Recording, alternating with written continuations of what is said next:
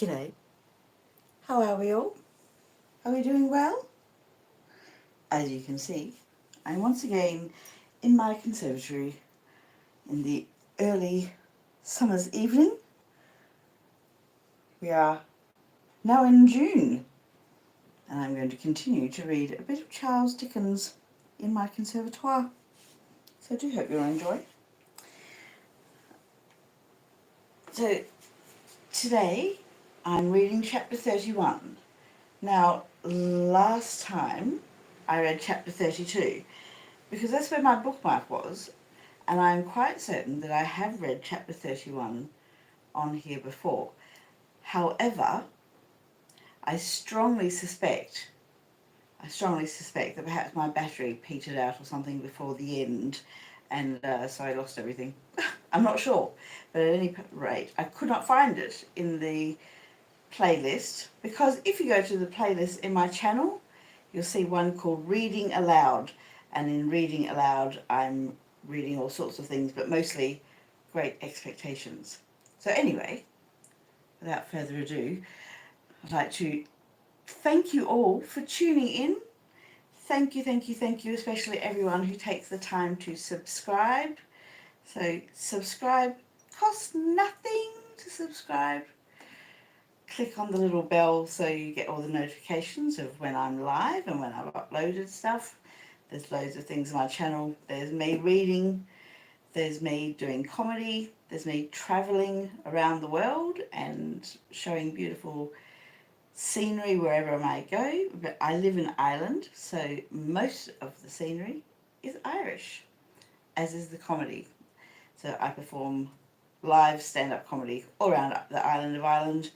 In fact, this Sunday I will be in Dublin at Belly Laughs Comedy at the Star Bar in Baggot Street. So if you're in Dublin on June the 8th, Sunday evening, do stop by the Star Bar for a bit of comedy with Belly Laughs Comedy, and I will be there along with other fabulous comics. All right. Now, thank you all for being here. As I said, thank you for subscribing. Thank you for liking. If you like me, please share me far and wide. And I will do a bit of reading. Right, here we go.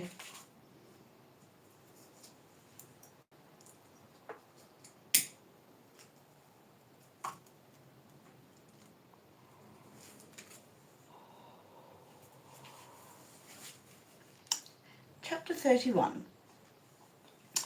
On our arrival in Denmark, we found the king and queen of that country elevated in 2 armchairs on a kitchen table, holding a court. The whole of the Danish nobility were in attendance, consisting of a noble boy in the washed leather boots of a gigantic ancestor, a venerable peer with a dirty face who seemed to have risen from the people late in life, and the Danish chivalry with a comb in its hair and a pair of white silk legs, and presenting on the whole a feminine appearance. My gifted townsman stood gloomily apart with folded arms, and I could have wished that his curls and forehead had been more probable. Several curious little circumstances transpired as the action proceeded. The late king of the country not only appeared to have been troubled with a cough at the time of his decease, but have taken it with him to the tomb, and to have brought it back. The royal phantom also carried a ghostly manuscript round its truncheon, to which it had the appearance of occasionally referring, and that, too, with an air of anxiety and a tendency to lose the place of reference, which was suggestive of a state of mortality. It was this, I conceived, which led to the shades being advised by the gallery to turn over, a recommendation which it took extremely ill. It was likewise to be noted of this majestic spirit, that whereas it had always appeared with an air of having been out a long time, and walked an immense distance, it perceptibly came from a closely contiguous wall. This occasions its terrors to be received derisively.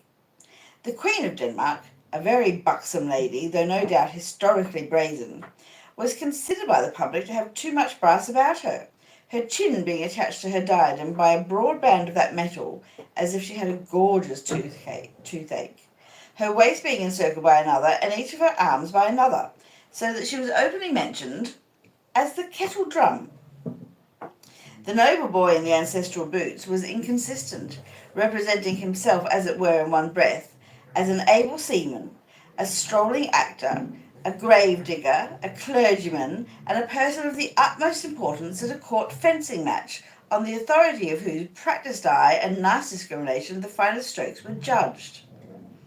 This gradually led to a want of toleration for him, and even on his being detected in holy orders and declining to perform the funeral service, to the general indignation taking the form of nuts.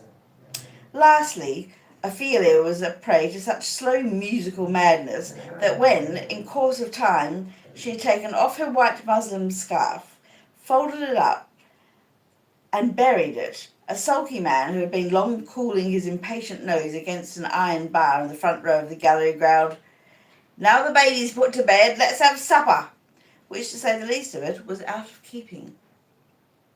Upon my unfortunate townsman all these incidents accumulated with playful effect.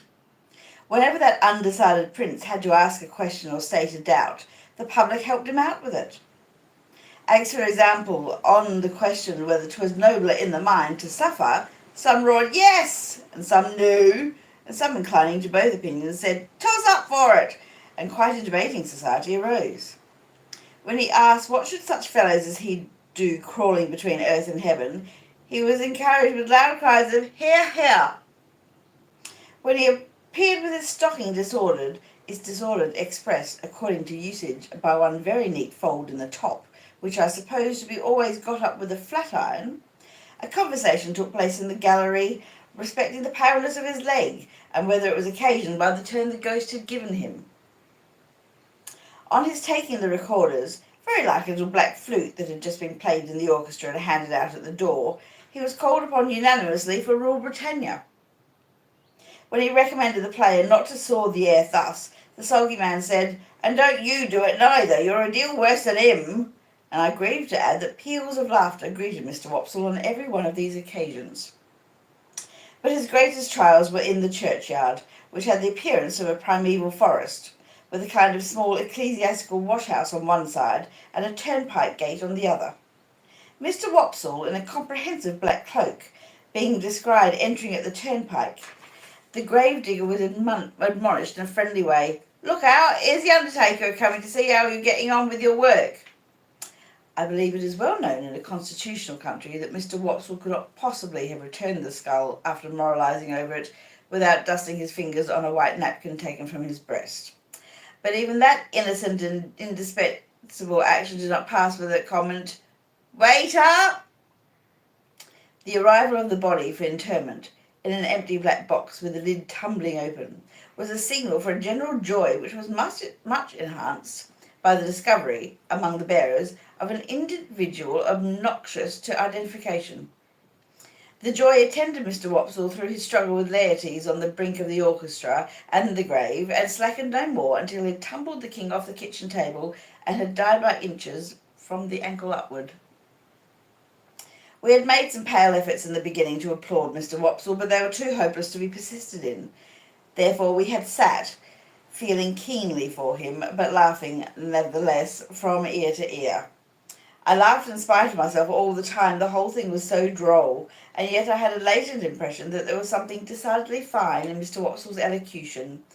Not for old association's sake, I am afraid, but because it was very slow, very dreary, very uphill and downhill, and very unlike any way in which any man in any natural circumstances of life or death ever expressed himself about anything. When the tragedy was over, and he had been called for and hooted, I said to Herbert, "Let us go at once, or perhaps we should meet him." We made all the haste we could downstairs, but we were not quick enough either.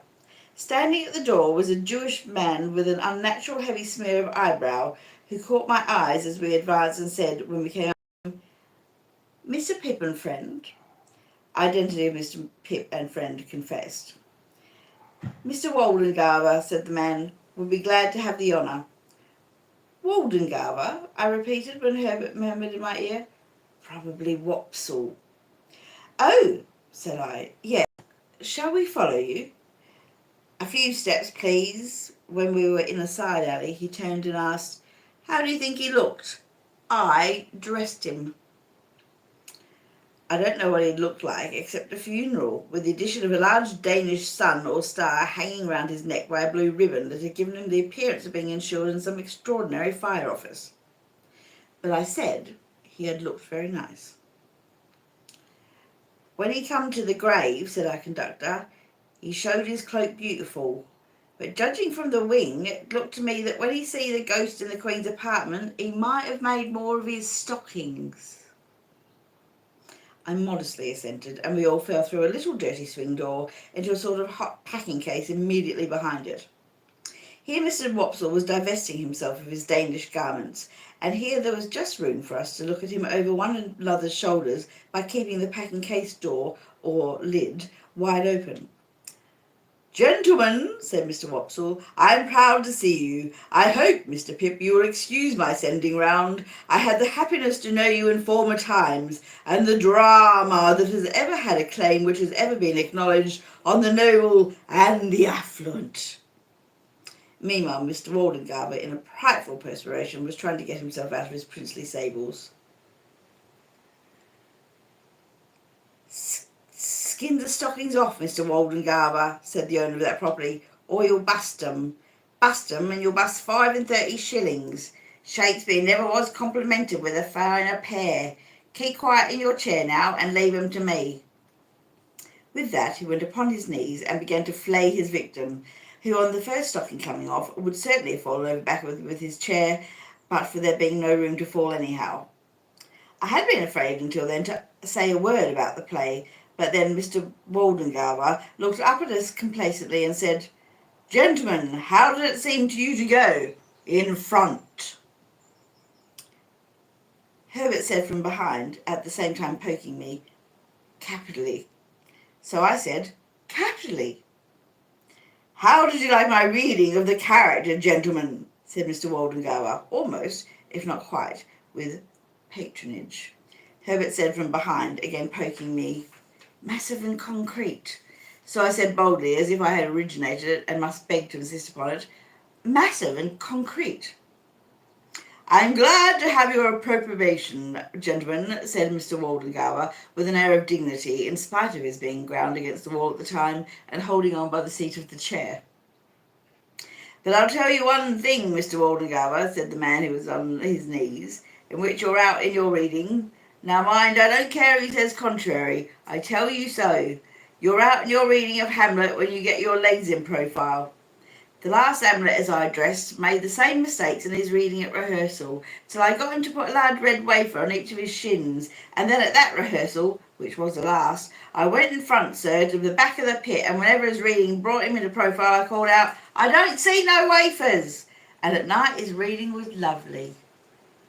Mr. Waldengarver smiled at me, as much as to say, "A faithful dependent, I overlook his folly," and then said aloud, "My view is a little too classic and thoughtful for them here, but they will improve.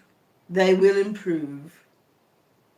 Herbert and I said together, "Oh, no doubt they would improve." "Did you observe, gentlemen," said Mr. Waldengarver, "that there was a man in the gallery who endeavoured to cast derision on the service? I mean, the representation?" We basically replied that we rather thought we had noticed such a man. I added, "He was drunk, no doubt." "Oh dear no, sir," said Mr. Wopsle, "not drunk. His employer would see to that, sir. His employer would not allow him to be drunk." "You know his employer," said I. Mr. Wopsle shut his eyes and opened them again, performing both ceremonies very slowly. "You must have observed, gentlemen," said he, "an ignorant and a blatant ass, with a rasping throat and a countenance expressive of low malignity, who went through, I will not say sustained, the rôle, if I may use a French expression, of Claudius, King of Denmark. That is his employer, gentlemen. Such is the profession." Without distinctly knowing whether I should have been more sorry for Mr. Wopsle if he had been in despair, I was so sorry for him as it was that I took the opportunity of his turning round to have his braces put on, which jostled us out at the doorway, to ask Herbert what he thought of having him home to supper. Herbert said he thought it would be kind to do so, therefore I invited him, and we went to Bernard's with us, wrapped up to the eyes, and we did our best for him, and he sat until 2 o'clock in the morning, reviewing his success and developing his plans. I forget in detail what they were, but I have a general recollection that he was to begin with reviving the drama, and to end with crushing it, inasmuch as his decease would leave it utterly bereft and without chance or hope. Miserably I went to bed after all, and miserably thought of Estella, and miserably dreamed that my expectations were all cancelled, and that I had to give my hand in marriage to Herbert's Clara, or play Hamlet to Miss Havisham's ghost, before 20,000 people, without knowing 20 words of it. And that was chapter 31 of Great Expectations by Charles Dickens, that splendid chap and social reformer. Alright, well, that is your lot for Wednesday. Once again, thank you for tuning in. Keep an eye out. Click the bell for all the notifications, and I might be jumping on again. See you when you got nothing on.